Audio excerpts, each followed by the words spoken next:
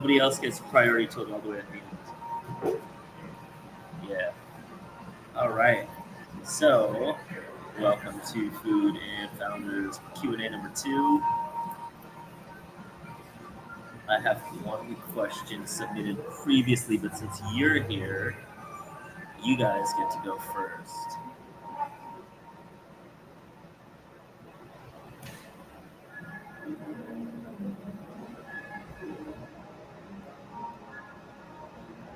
Yeah.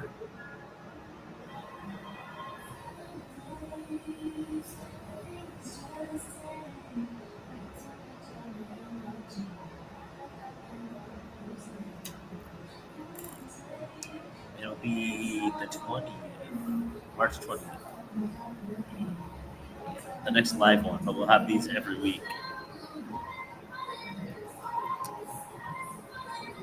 You happen to have any questions for right now? What's been on your mind?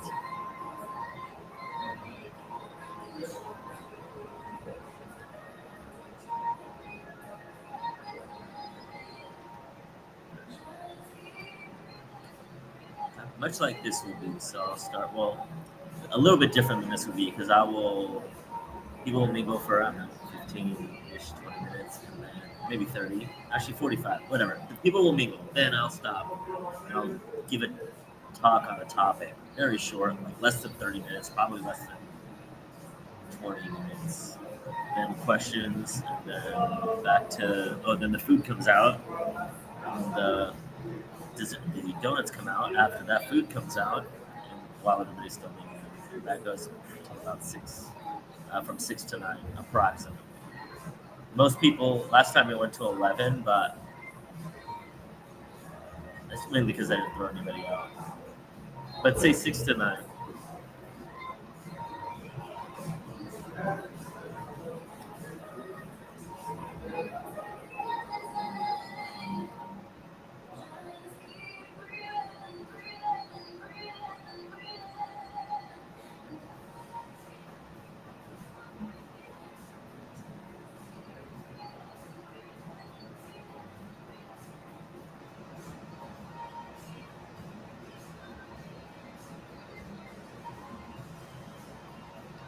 What specific part of foreshadowing? I know what I spoke about, but what is it that you would like to know about that?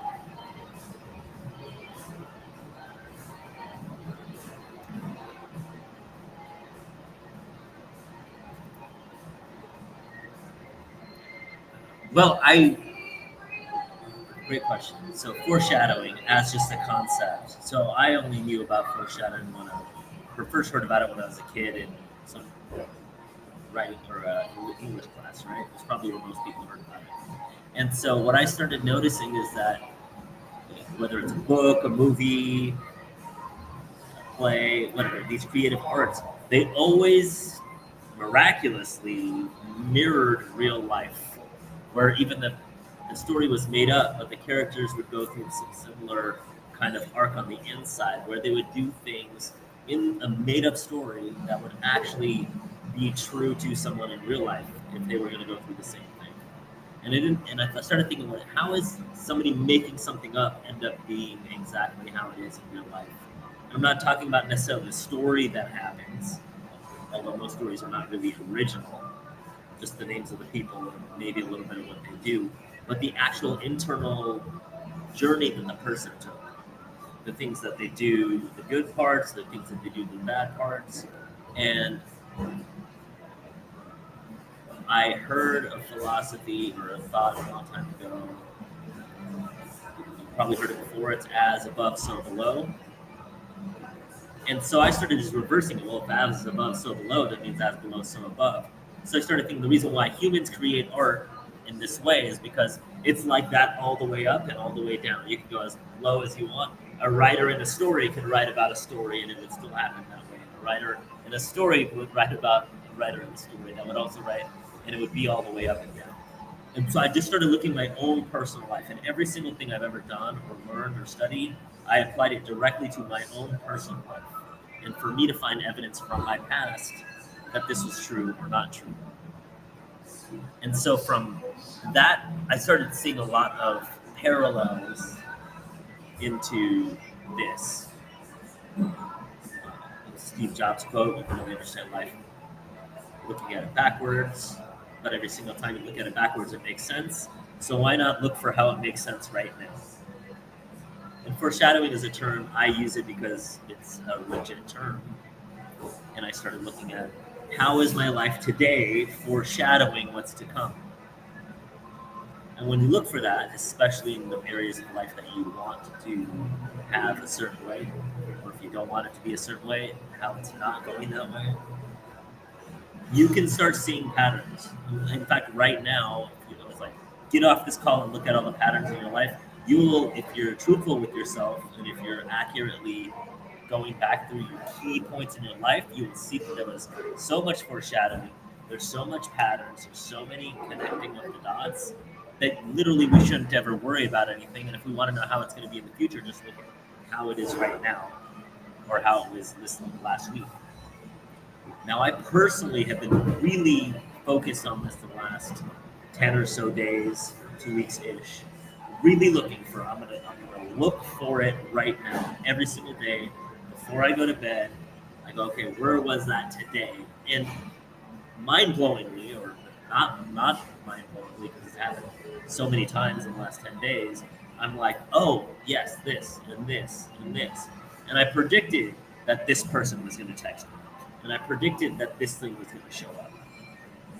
Now, obviously, I'm not 1 million for 1 million in my predictions every single day, but it's so significantly close that we can just take what's popping into our mind as something that's either on the way, like imminently, or on the way eventually. And so I look at everything like that for foreshadowing. As far as a book to learn that from, probably any book that has some kind of foreshadowing that the author put in there. But the best book for you to look at is your own book. And you don't have to read it from some philosopher or understand it from me. Just go ahead and look at your own life and you'll see how your life foreshadowed.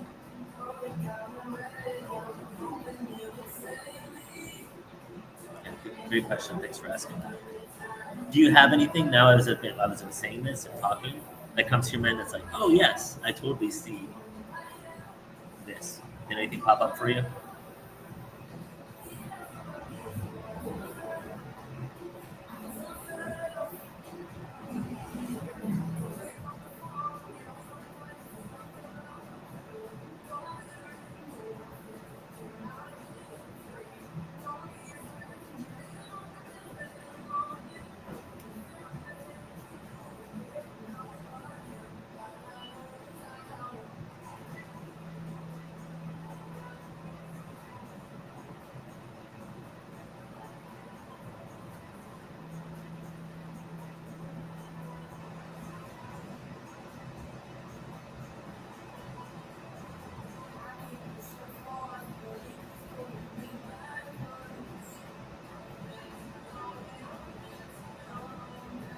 What is your business right now?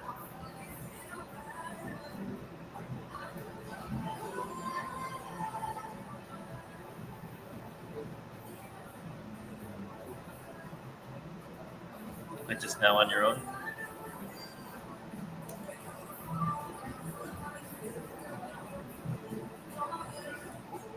We're either making it, we're either helping fulfill someone else's dream. I wouldn't even say somebody else get rich, because some people don't get rich off their dreams, but they still won't go do it. So you're either fulfilling somebody else's dream and being a cog in their thing, and this includes all the way on larger scale, like as below, so above. It includes the government, it includes the state government, it includes your company, it includes your kids or your family structure, or we're following our own dreams and we help move people towards doing the same thing because we're an example of us moving towards our dreams.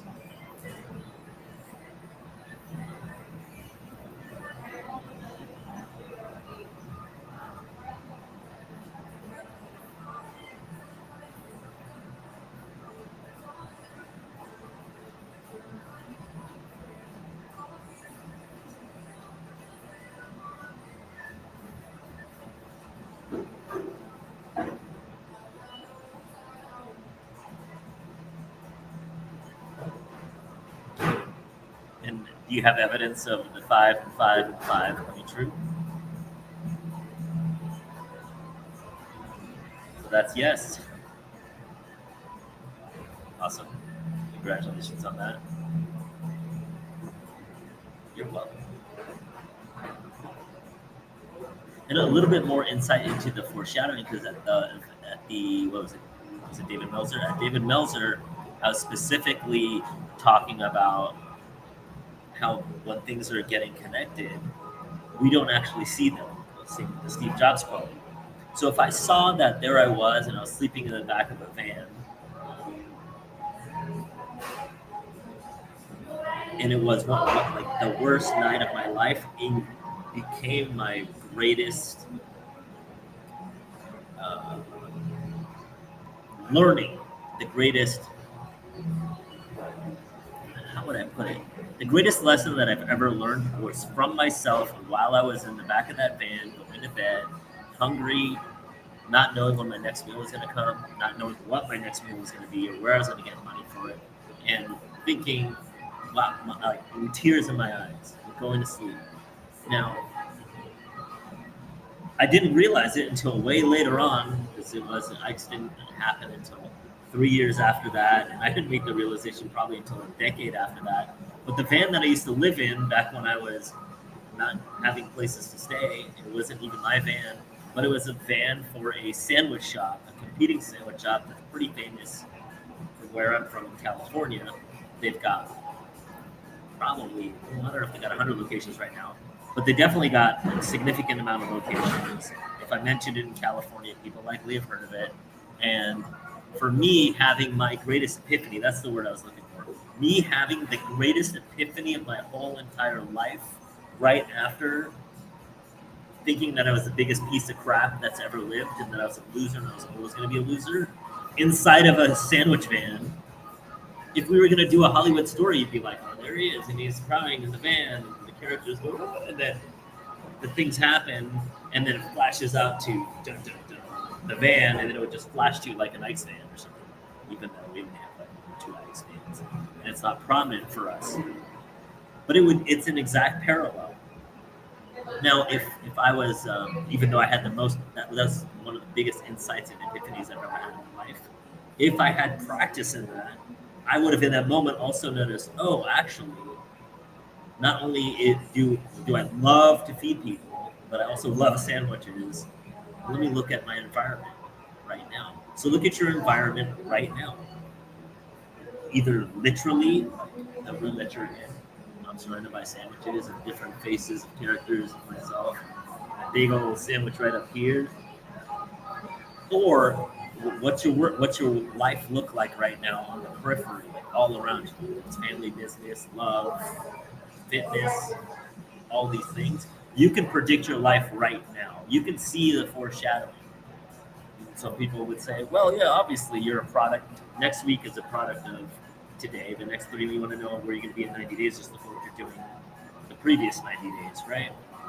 Well, it's the same thing. You wouldn't be moving in the directions that you were moving in if it wasn't high on your values, even when it seems like it's not high on your particular values. We always do what's the highest on our values. We always do what we think will give us the most benefit over drawbacks 100% of the time. There's no other human being in the history of the planet that has ever not done this. And we can always expect ourselves and everybody else around us to do what they believe will give them more benefit than drawback. Even when it seems like, how can I have benefits doing this? There's always benefits. There's always benefits. And if you found a better way, you would just do it a better way. You make a different choice. Literally, like you quit that job because you hate that boss. Or you take your parents out of school and move to somewhere else, or your kids out of school and move to a different city all of a sudden. Or you break up with that person. Or you pursue your dreams.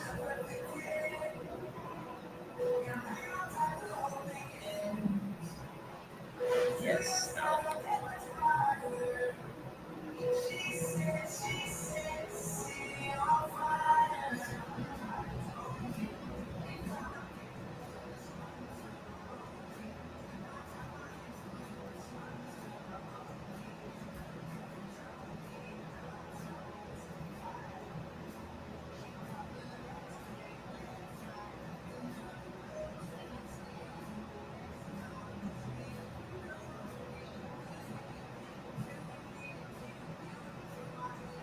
So, how have I been using the law of attraction to get stuff that I want?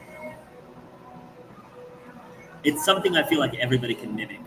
And I actually got interviewed for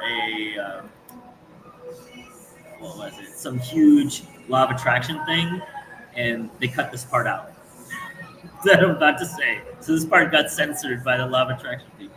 And the thing is when it comes to the law of attraction, the part like I love Abraham Hicks and Esther Hicks, and in fact, some of the first CDs I love Enter the Vortex or Getting into the Vortex. I love that. I freaking love that.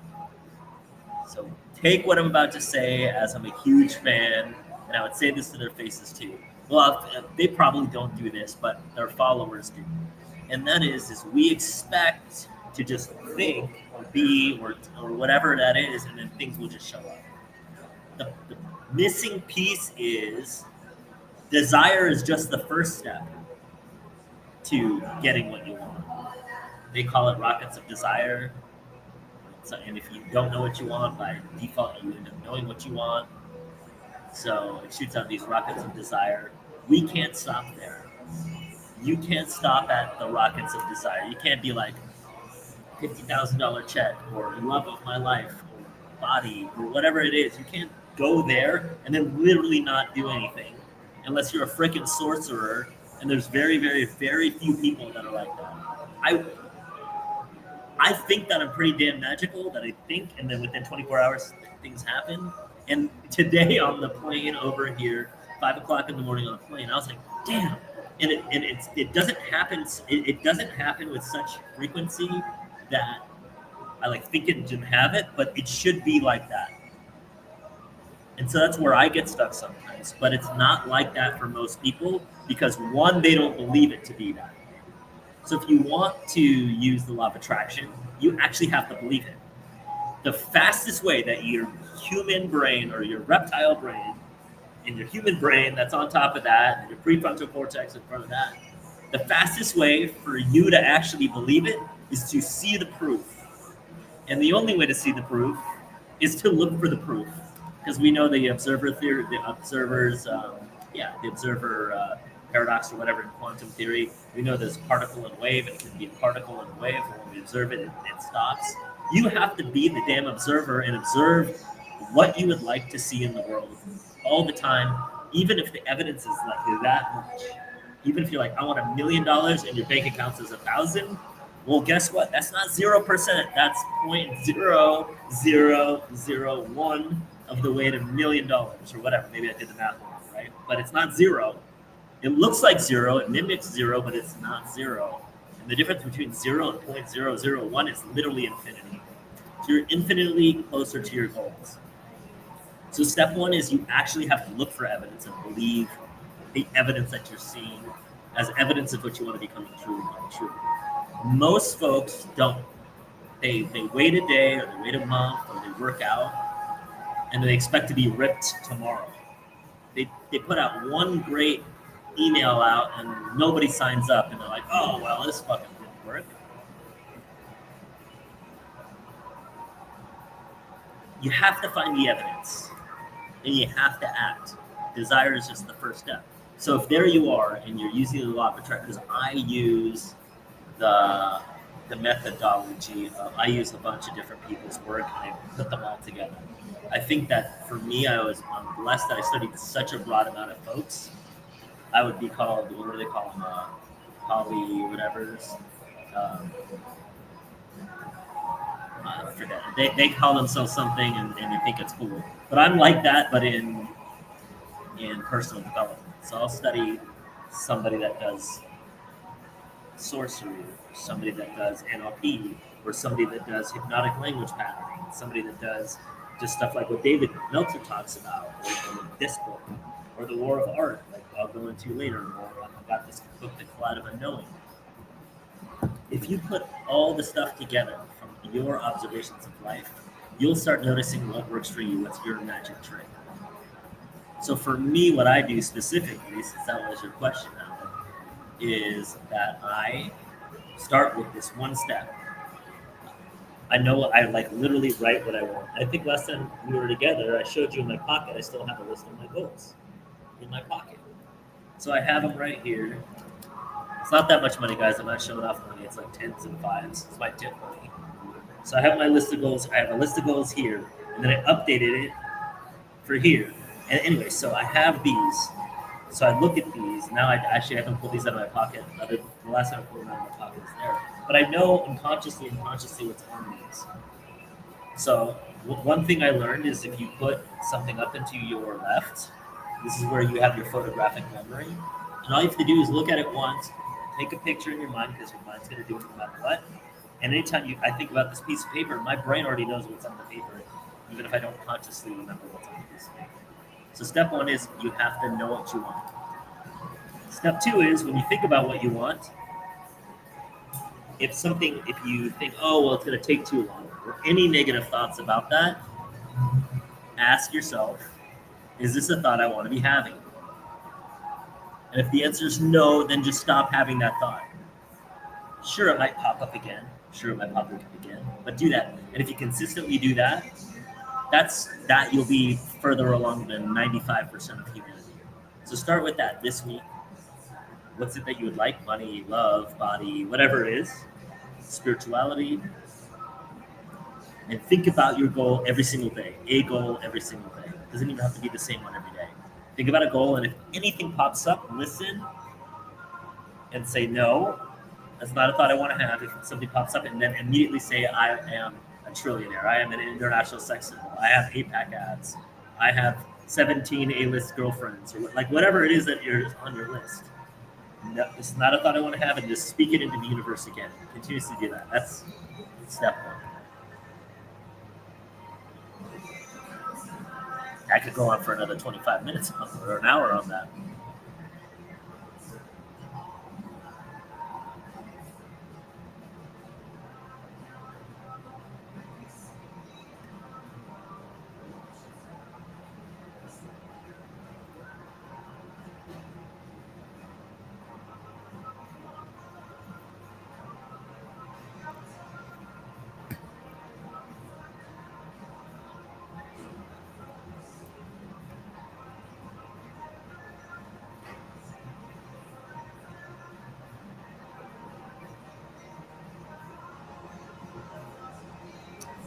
Yes, because we already know if you like to work out, you're not expecting to work out today and then being ripped tomorrow. You're expecting to work out for 30 days or 60 days, and same with dieting too, right? You're not gonna be like, oh, I fasted 24 hours. Where's my abs? Did I lose 25 pounds, right? So we do that with the physical, but we don't do that with the emotional. We don't do that with the spiritual, but it's the same exact process. It's always on the way. That's why if you train your critter brain, so there's the human that needs to see the proof, and then the animal underneath your brain, underneath that, the reptile brain that only cares about you being alive. So it doesn't like new things. This is why it doesn't work out to move towards something and then you get afraid of it and you don't stay in that afraidness. Even if you're afraid to go and ask somebody out, just be in that afraidness. So your reptile brain goes, okay, it's okay, like just breathe. So often I remind myself to breathe. If I'm thinking about a huge goal and I'm like thinking all these negative things, like right now, I'm freaking nervous. I don't know why. Probably just thinking about something that's huge for me. And so all you have to do is remember to breathe, and like all the way from down to your belly. Because if you can make the reptile okay with being uncomfortable, then you can have anything. And then for the human just needs to see the proof. So you find evidence every single day of what you want to be coming true. So if it's you want the love of your life or something, be like, well, how many love interests texts did you today? Did you get a new follow on Instagram? Did you run into somebody and she smiled at you? Like, those are the things. So then you can be like, oh yeah, so-and-so asked me for my Instagram today. I'm going to count it as on the way to my goal, even though that might not be who I want. And same with the money. Oh, did you get an extra client today? Or did somebody accidentally pay you? Or, look, I got extra money today. Like today I had somebody, I had a thing for $1,500 that came into my account today. Wasn't expecting it. Is it mine? Absolutely. Like I earned that money, but I wasn't expecting it. So me go, oh look, I got $1,500 today that I didn't have yesterday. And yes, I want to have billions of dollars, so it's not even close to that goal. But it's way more than zero. But it's way more than zero. Yeah. So, well, we don't do that. Most people don't do that. And then they give up too quick.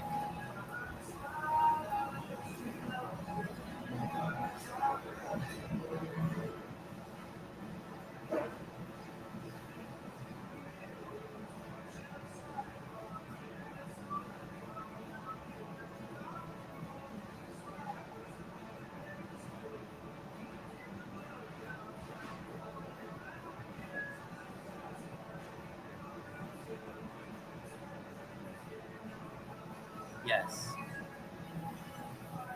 And we were talking about the money magic last time, right? You said you read the book. One of the things, and I don't know if it's in that book, but one of her quotes is, even a tiny bit of infinity is infinity. If you have a slice of infinity, it's still infinity. In fact, you can fit infinity in the whole entire universe, and you can also fit infinity on my pinky. So infinity is not confined to time and space. It could literally there could be an infinite amount of whatever. I could eat. Well, I don't have something to drink. I could drink infinity right now if I had a soda here. And same. So if you go look, you got a slice of what it is that you would like. That's the same as having what you would like mathematically. Yes.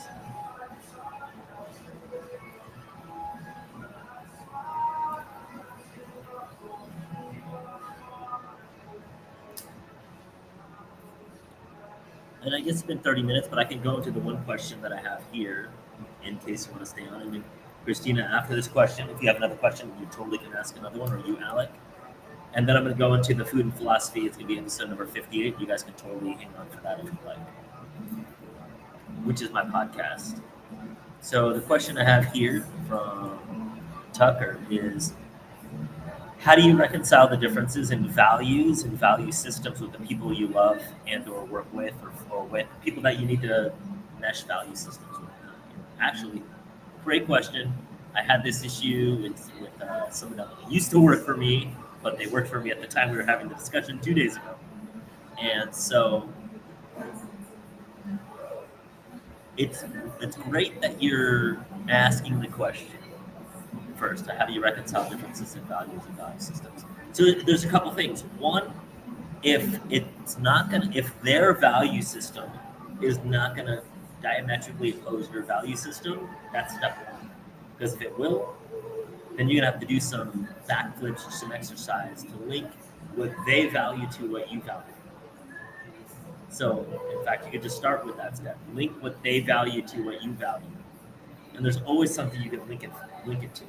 Now, if it's not huge of a link, or you can't think of it, if you care about these people, or they're working with you, and you really want them to not work for you anymore, then truly you got to find how what they value links to what you value. And after that, if you still can't find anything worth it for you, or it's too small, you don't think the trade is worth it, then that's when that relationship shouldn't be your relationship, and that employee shouldn't be your employee. And heck, I'm like, even if it's like your family member, you can still love people, but you don't have to love them in their value system. You can just love them, and then hopefully they're reciprocating that. But I get that doesn't actually answer the question. For you, we make up, not you, but just we talk about all of us, we all make up that relationships are, even for those of us that don't have it as a high priority, we make up that it is like blood and all of these other things, but that's still just a man-made construct of thinking. And we only believe and we only step into that if you don't actually value it to the extent that you're subordinating yourself to other people's value, whether it's societies or religion or your culture or your families. Because you don't ever have to tell yourself to love people. Like, you probably love them in the way that you love them already. You probably already care about them. They're just not thinking that way. because it's not in their values. And likely, if they're your loved one, they love you too. But if they're not loving you in your values, or even these days, love languages, it can be misconstrued as they don't like you and they're not doing stuff for you.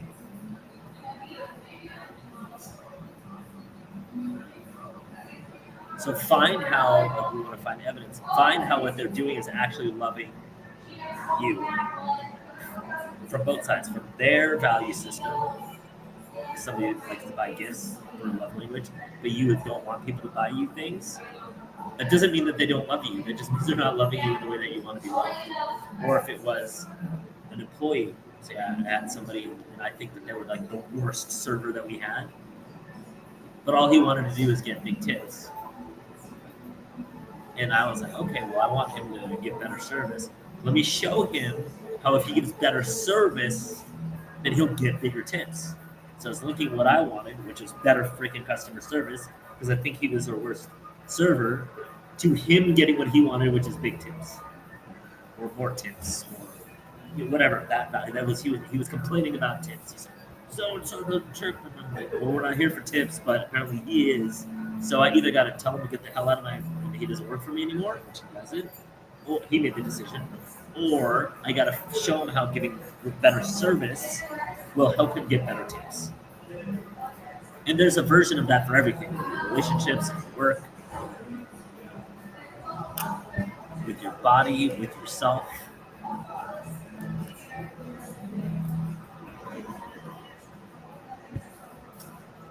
Let's make sure that's definitely have written some devices. And then sometimes it's you don't do it. You're on your way to what it is that you want, like this whole work-life balance BS.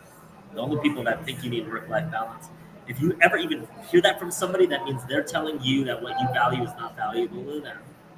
And if you ever hear yourself saying you need more work-life balance, and you actually believe it rather than parodying what other people are saying, then that means you're doing something that you don't want to be doing, so you should probably be doing something else anyway. You don't need work-life balance. You need to find something that you actually want to work at, and then you'll be balanced naturally by that.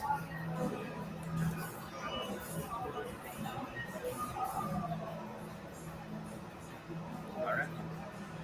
You guys, either one of you have a question about anything?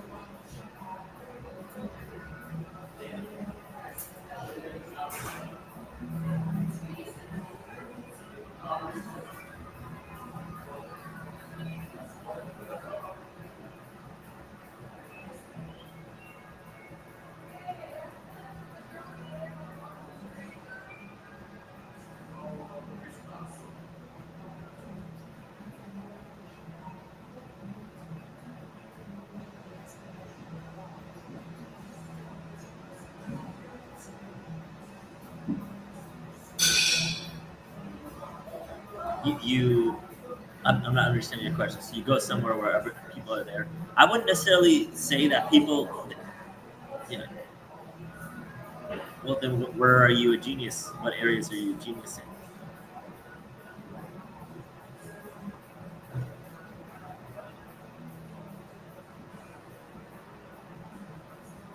And don't ask for anything.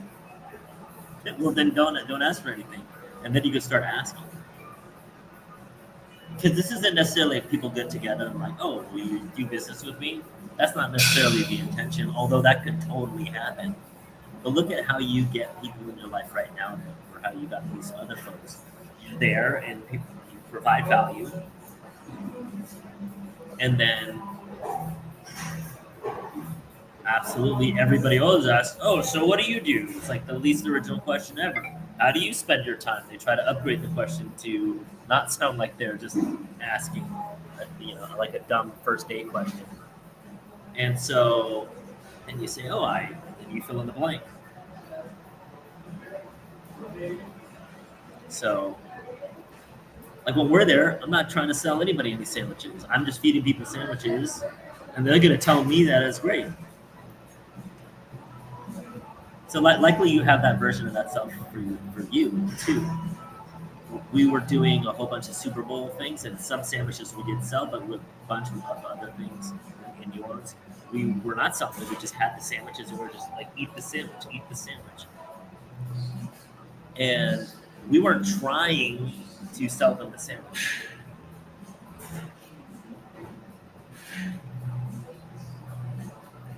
But we ended up selling them the sandwich because they took a bite. And then they're like, oh my gosh, where'd you get that? Oh, get that at Ice. And then we'd see them.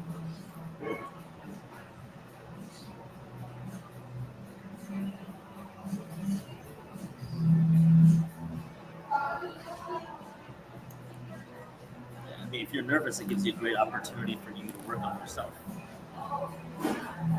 And that, and see why is it that you're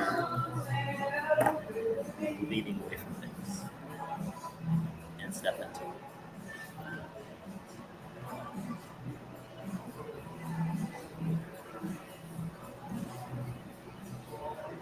Any other questions from anybody before I jump into the next phase? And feel free to ask questions in the next phase too. It's not limited now before I jump in. It's just I need to know when to be like, all right, clap, and then go into the next mode. All right, I'm gonna go into the next mode.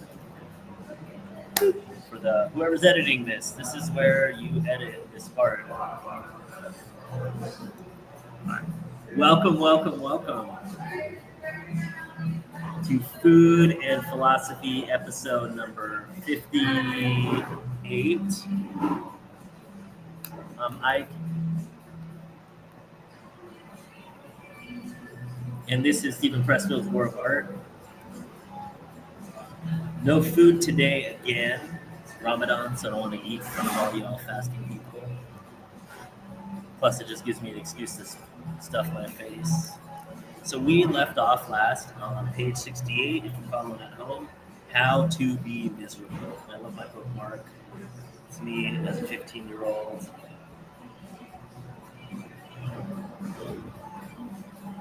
How to be miserable. In my younger days, dodging the draft, I somehow wound up in the Marine Corps.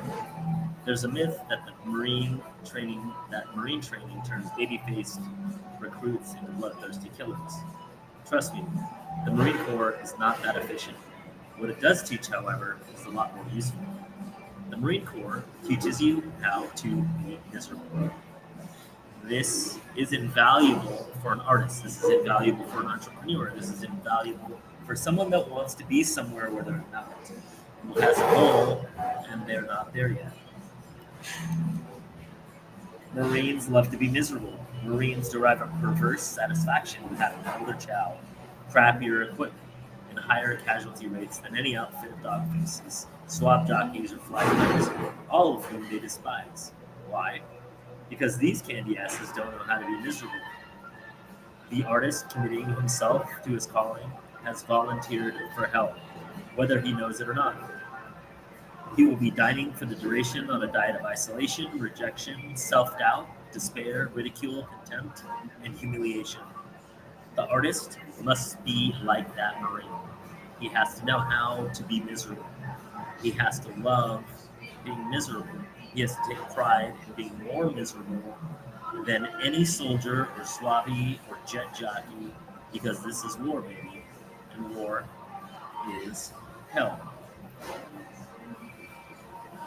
Look at yourself right now in your goals. Look at where you want. Pick any goal that you have, just one goal that you have.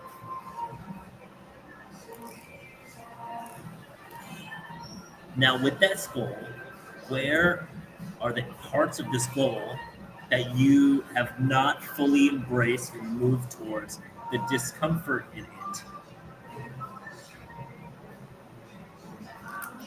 I should have made it more clear. Pick a goal that you don't have, obviously. Because it's in direct proportion to the things that we go through in order to have this thing that we want. That's the deepness of the fulfillment that you will get from it.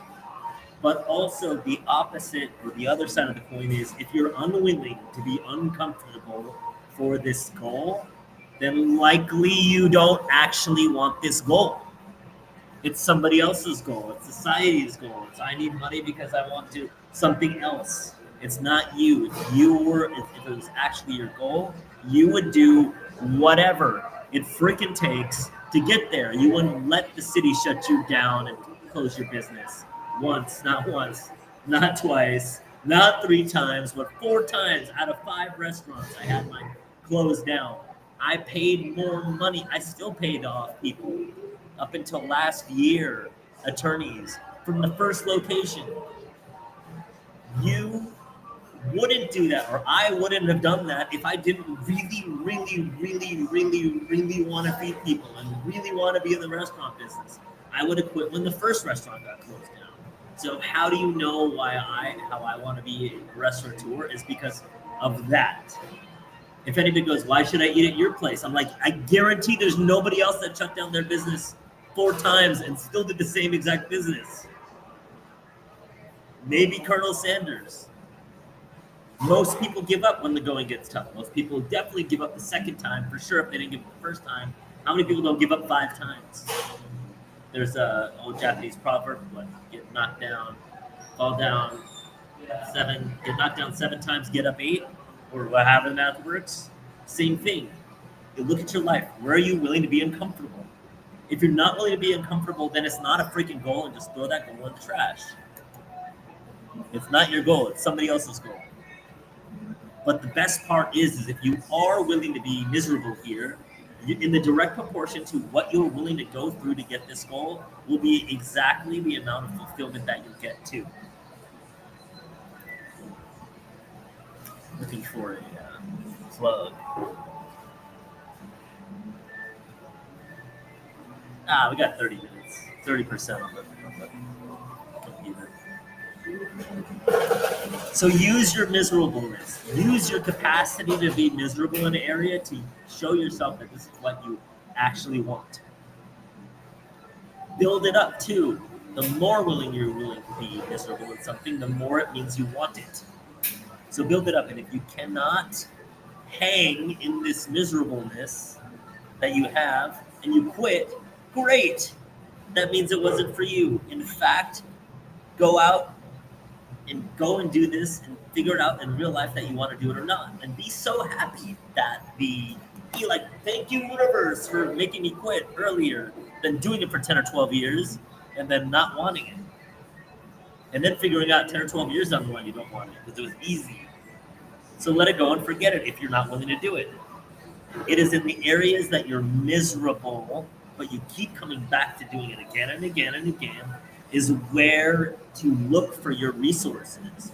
Where are you willing to be miserable right now? For me, I really love just doing burpees till I can, push-ups till I can, or working out, or even when I used to fight in martial arts and wrestling, being so tired and get punched in the face and all that. I love that. So I'm able to use that for miserableness. In fact, when I was homeless and I was starving, I recalled past miserable times and going, oh, well, I broke my arm this one time. That's way better. That's way worse than now. So I used it for my resources and my superpowers. And keep bringing it up. Keep bringing it up. Keep bringing it out. And you will find the prize in it, in whatever it is that you value, even if it's something different.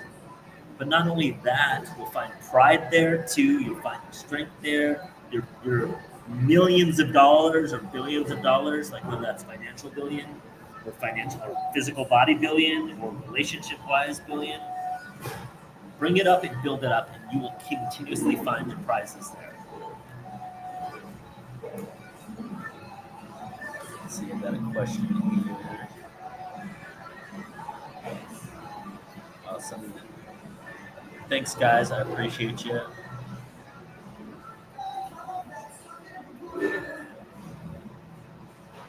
By the way, Instagram Live is the worst thing to do lives on. That's why I have this stream. I love you guys over here.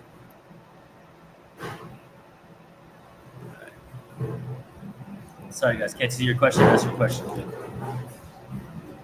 Age 69. We are all pros already in some area of our life. All of us are pros in one key area, our jobs.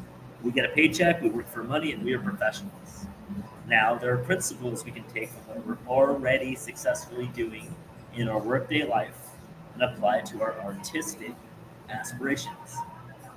What exactly are the qualities that define us as professionals? One, we show up every day. We might do it only because we have to keep from getting fired or to get a paycheck, but we do it and we show up every day. And when you don't show up every day, right, you're not being a freaking professional, so you're not really able to use that.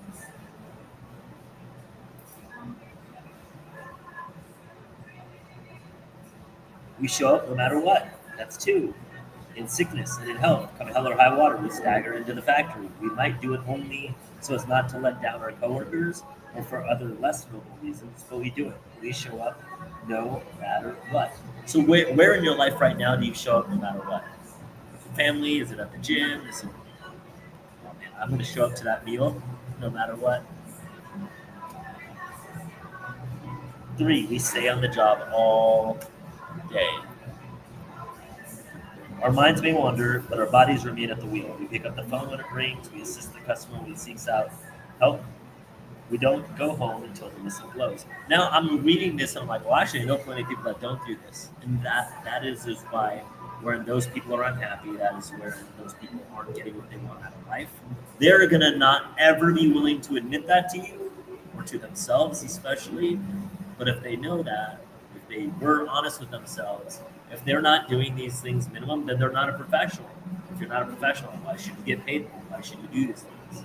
Like when I was speaking earlier in the previous call about somebody that wanted more tips and get pissed off if they didn't get tipped. And if this is you, I remember I was a server, and when somebody tipped me, I was pissed off. But you know what I didn't do? I didn't go and let that ruin my whole day because one table didn't tip. It didn't make me not give good service to the next person. And that's probably why I'm in the food business now and thriving at it because I'm a professional in that area. Four, we are committed over the long haul. Next year, we may go to another job, another company, another country, but we'll still be working.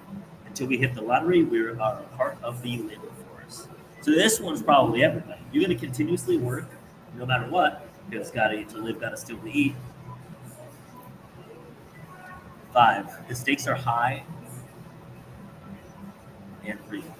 This is about survival, feeding our families, educating our children. It's about eating. Six, we accept rumination,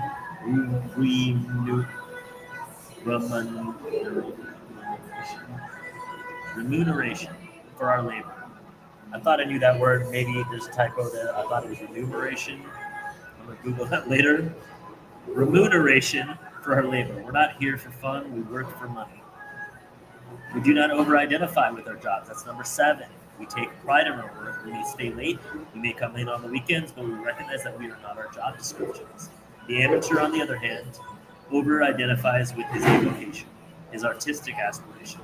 He defines himself by it. He's a musician, a painter, a playwright. Resistance loves this. Resistance knows that the amateur composer will never write a symphony because he is overly invested in its success and over-terrified of its failure. The amateur takes it so seriously it paralyzes him. I've been speaking to a lot of artists, specifically in New Orleans. And one of them in particular, I had the same exact conversation with them. They said they wanted to put a portfolio together. They were waiting to, I was like, what can I see your art? And they said, oh, you can't really see it. Really, have you not created anything? Yes, I have. Okay, well, where can I see it? Well, I don't really want to put it out until it's complete. I'm like, why? You're never going to be complete. It's never going to be done. Put it out there. You're either going to sell it or people are going to be like, it sucks, or somewhere in the middle. But if you don't put it out, you can't get anything back. If you don't put it out, you don't know if you're good or if you suck. If you don't put it out, if you're not taking lumps in the real world, on the real field, then how would you even know? Like, you're gonna wait 5 years and then put out all your artwork to find out that you suck? or that you're amazing. 8, we master the technique of our jobs. We do that in everything, not just our jobs. We get better at it, even if it's just because we're lazy and we want to do it easier, more efficiently. 9, we have a sense of humor about our jobs. 10, we receive praise or blame in the real world, on the field, which is why you got to put out your art. You got to put out whatever it is that you are. You got to go to the mixer and put yourself out there. If you're trying to date somebody, you have to go out there and ask people out. Be willing to say yes to people. If you're gonna go to the gym, you have to be willing to pick up the weight. You have to be willing to go to the gym or go for a walk or a jog. You have to do it. And the only places that you can get results are in the real world.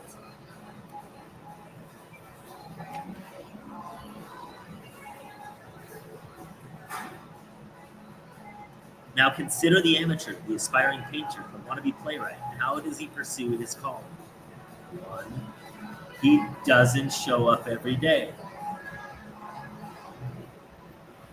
2, he doesn't show up no matter what. 3, he doesn't stay on the job all day. He is not committed over the long haul. The stakes for him are illusory and fake. He does not get money, and he over-identifies with his art. He does not have a sense of humor about failure. You don't hear him bitching, this fucking trilogy is killing me. Instead, he doesn't write his trilogy at all. I forgot I can't cuss on YouTube. Sorry, YouTube. I don't mind the cussing, but now YouTube's gonna fuck this video. That's fine.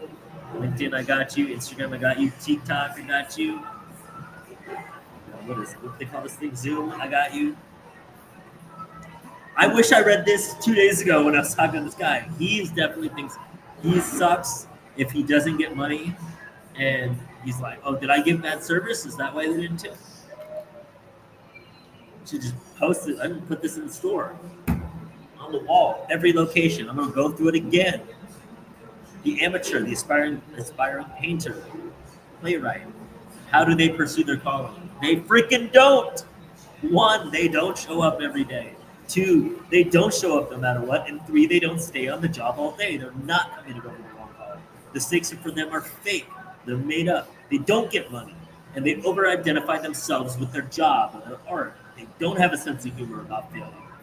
You don't hear them complaining about doing work. Oh my God, this is going to kill me. No, instead, they just don't do it at all. The amateur has not mastered the technique of being miserable. In fact, they can't be miserable, not even for one table, not leaving them a tip, or not even for one person giving them attitude, or one rejection when they ask somebody out on a date, or one rejection when they're trying to get business. They can't even handle that. They've not mastered their technique. They don't expose themselves to judgment in the real world. If we show our poem to our friend and our friend says it's wonderful, I love it, that's not real world feedback. That's our friends being nice to us. This is why I didn't know I made good sandwiches until I made sandwiches for people.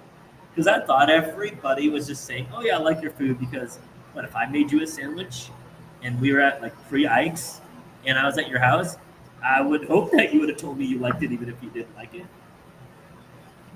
Or if I made you a steak, I used to make a lot of steak and lobster for my folks. I did not buy the steak or the lobster. They did, and I made it for them. And they'd be like, oh man, this is so good. But like, until I started selling sandwiches in the real world and people are like, holy crap, this is good, I didn't think I had good sandwiches. So I didn't open up a sandwich place because I thought I had good sandwiches. I opened it up because this is what I wanted to do. And the only way you can know is if you got what some people want, is to go and sell it. And if people buy it, you got something that people want. Nothing is as empowering as real world validation, even if it's for failure. The first professional writing job I ever had after 17 years of trying was on a movie called King Kong, Liz. I and my partner at the time, Ron, a brilliant writer and producer who also did Alien and Total Recall, I have heard of those movies, hammered out the screenplay for Dino De Laurentiis. We loved it. We were sure we had a hit. Even after we'd seen the finished film, we were certain it was a blockbuster. We invited everyone we knew to the premiere, even rented out the joint next door for a post. Triumph, blowout. Get there early, we warned our friends the place will be bombed. Nobody showed. There was only one guy in line besides our guests. In and he was muttering something about spare change. In the theater, our friends endured the movie in mute stupefaction. When the lights came up, they fled like cockroaches into the night. Next day came the review in Variety. Ronald and Stephen Ronald and Stephen Pressfield. We hope these are not their real names for their parents' sake. When the first week's grosses came in, the flick barely registered. Still, I wanted to hope. Maybe it's only tanking in the urban areas. Maybe it's playing better in the burbs. I motored to an edge city multiplex. A youth named the popcorn. How's King Kong lives? I asked. He flashed thumbs down. Miss it, man. It sucks. I was crushed. Here I was, 42 years old, divorced, childless, having given up all normal human pursuits to chase the dream of being a writer. And now I finally got my name on a big-time Hollywood production starring Linda Hamilton. And what happened? I'm a loser, a phony. My life is worthless, and so am I. My friend Tony snapped me out of it by asking if I was going to quit. Hell no, I said. Then be happy you're where you wanted to be, aren't you? So you're taking a few blows. That's the price for being in the arena and not on the sidelines. Stop complaining. Be grateful. That was when I realized I'd become a pro. I had not had a success, but I had a real failure. So do you actually want to achieve the things in your life, in your world, right now? If you do, go out there and put it out there. If you don't put it out there, then that means you value something more than you value what you want. It means you value looking good, or you value not ruffling feathers, or you value comfort more than you value your success. And if you value that more than you like your success, how would success come? You're telling the universe that you value comfort or acceptance or not looking bad or ruffling feathers or any of those things more than you value what it is that you would like.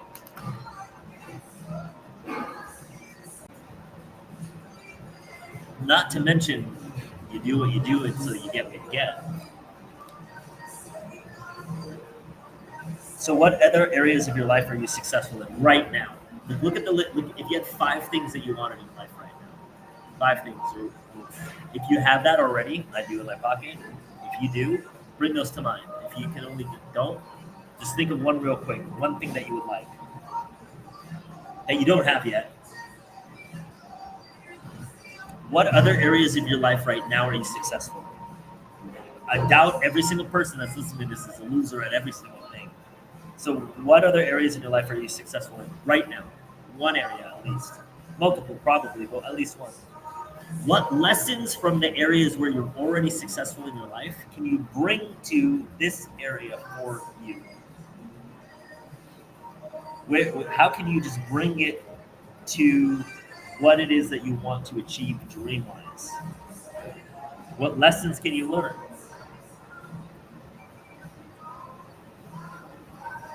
How can you move this forward? How can you use these same lessons towards the areas of your life where you're not as successful? 2, you think you have crappy relationships? How can you use the person that you are where you are successful and those lessons and those things towards what it is that you would like? Because we're all pros already. Like some examples are, look at where you show up every single day already. For your kids, at the gym, for your family. Is it work? Is it somewhere else? Where are you already showing up every single day? And I'll go into this more in depth in the next episode. But where do you show up almost always, no matter what? Where are you there? Are you always there for your friends? Are you always there at the gym? Where do you show up where do you show up every day, and where do you show up no matter what? Obviously almost every day and almost no matter what. We had a huge snowstorm, like the first one that this like since the 1800s in New Orleans. And most restaurants, most places were closed. I got out of my bed and I was not prepared for freezing weather. I'm like, it's New Orleans, it's not supposed to be that cold.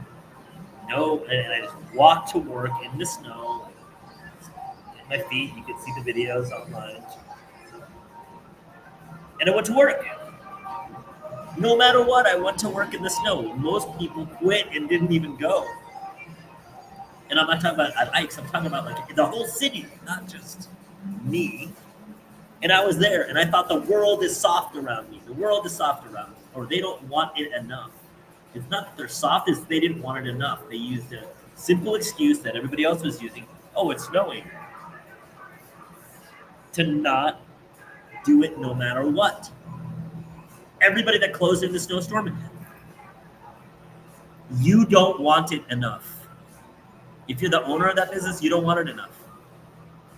You put something else above that. You put your comfort, you put your safety, maybe. I'm not saying don't be safe, but I freaking ate, not crap, but I ate snow multiple times falling in the snow on the way because it's important to me. So, where do you not quit until it's over in your life? You already have these examples of where you're successful in some areas of your life that you apply all these things to, that you can start applying and using the lessons towards where it is that you want things that you don't have. And I'll stop here. Any questions? What's up, Michael? Thank you so much. Works at the Round Rock location.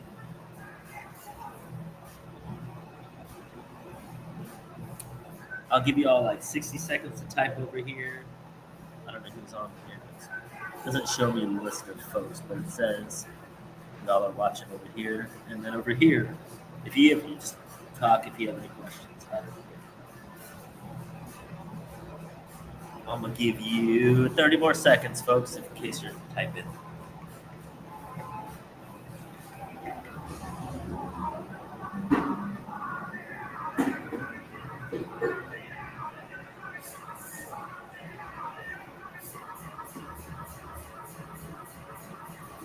Ten seconds.